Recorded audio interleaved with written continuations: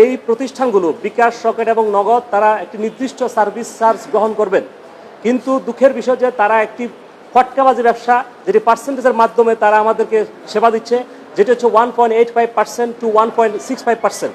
এই পার্সেন্টেজের গেড়াকলে পরে এই ধোঁকাবাজিতে বাংলাদেশের দরিদ্র মানুষগুলো আজকে অসহায় অবস্থায় চলে আছে। যেমন আমি যদি একটি বাংলাদেশের কোনো একটা ব্যাংক থেকে 1 লক্ষ টাকা ট্রানজাকশন করি, ব্যাংক থেকে ব্যাংক, সেখানে আমাকে দিতে হচ্ছে সর্বোচ্চ 10 টাকা অথবা 15 টাকা, কিন্তু বিকাশ এমন একটি ফ্রডুলেন্ট ব্যবসা করতেছে যেটি প্রতি লক্ষ টাকায় দিতে হচ্ছে 1850 টাকা।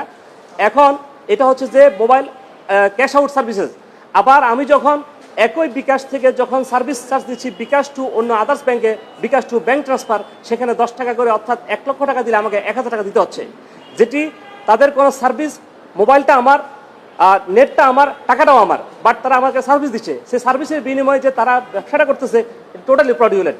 আমরা এটাকে চ্যালেঞ্জ করছি।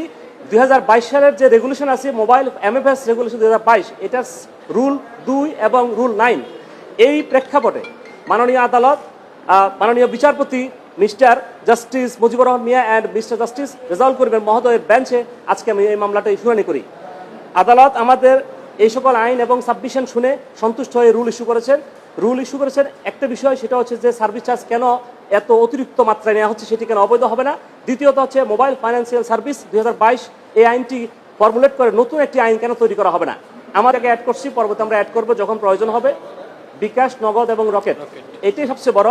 এখানে আমরা একটা টিআইবি রিপোর্টকে আমরা অ্যাড করেছি, যে টিআইবি রিপোর্ট দেখাচ্ছে যে বর্তমানে সাউথ এশিয়াতে বাংলাদেশ, মিয়ানমার, ইন্ডিয়া এবং পাকিস্তান, যেখানে তুলনামূলকভাবে ওই সকল 3টে দেশে ফ্রি সার্ভিস দিচ্ছে। দ্যাট মিনস আমাদের এই ব্যাংকগুলোর সাবসিডিয়ারি কোম্পানি হচ্ছে যে বিকাশ, রকেট এবং নগদ। নগদ হচ্ছে যে পোস্টাল অপারেটরের, বিকাশ হচ্ছে যে ব্র্যাক ব্যাংকের, রকেট হচ্ছে ডাচ বাংলা ব্যাংকের। এই সকল প্রতিষ্ঠানের সাবসিডিয়ারি কোম্পানি হিসেবে তারা মূল কোম্পানির চেয়ে অতিরিক্ত ব্যবসা করতেছে, যেটা বলা হচ্ছে টিআইবি রিপোর্ট 2025-এ।